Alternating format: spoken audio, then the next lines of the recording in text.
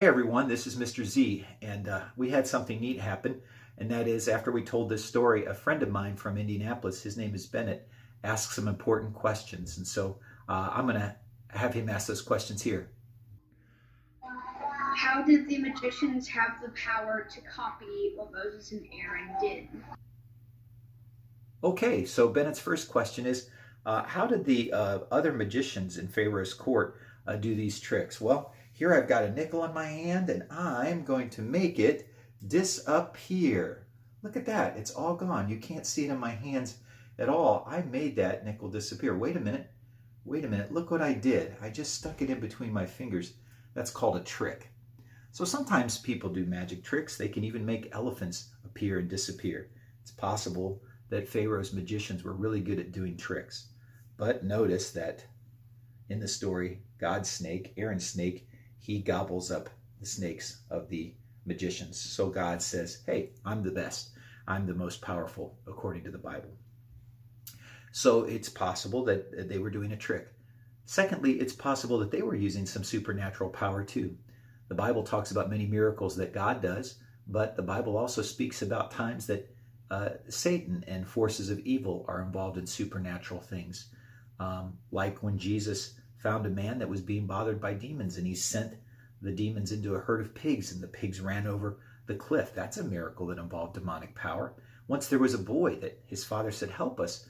These demonic forces are causing him to jump into a fire. He didn't want to, but the demonic forces seemed to be causing this. And once Job came to God and said, hey, let me put boils on Job, make him sick. Let me cause a wind to blow down his house and he'll curse you. And God allowed Satan to do those things according to the Bible so that he could demonstrate his power. It may be that God allowed demonic power and supernatural power to be used so that they could copy some of God's tricks, but not all of them. And it made them very frustrated. Eventually they said to Pharaoh, we can't copy these miracles. And it showed that God was the most powerful. I asked my friend Bennett, I said, Bennett, who's the hero in the story of Exodus? And he said, God. And he's right.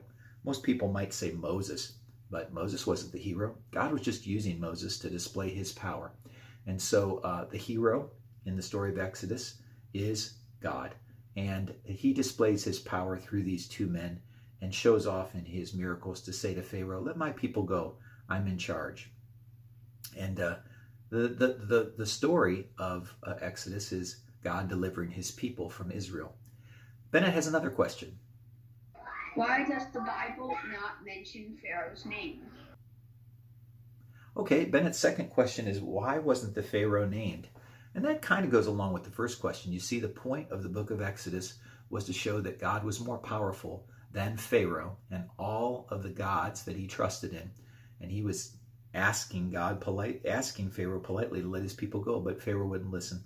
So God had to show off his power, which he often does in the Bible stories.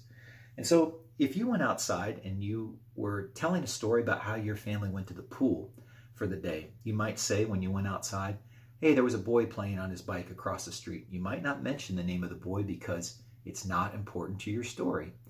What's important is that you went to the pool. You might mention the name of the pool. You had a picnic. Your mom and dad were there. You might talk about some of the things you said, but you wouldn't talk about that boy's name because it wasn't important to the story. In the story of Exodus, the name of the Pharaoh isn't important, and so it may have been left out. Secondly, many people question, did these plagues happen? Why didn't the Egyptians write about them?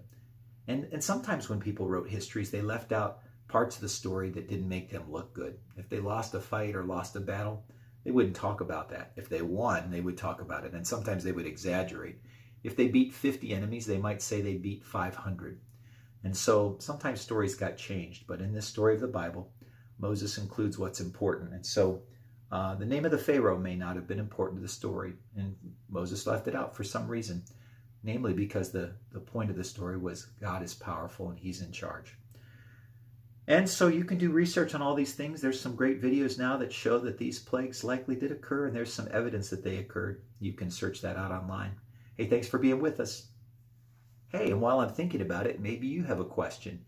Send me a comment or an email, or just ask the question, and I'll be happy to answer it here.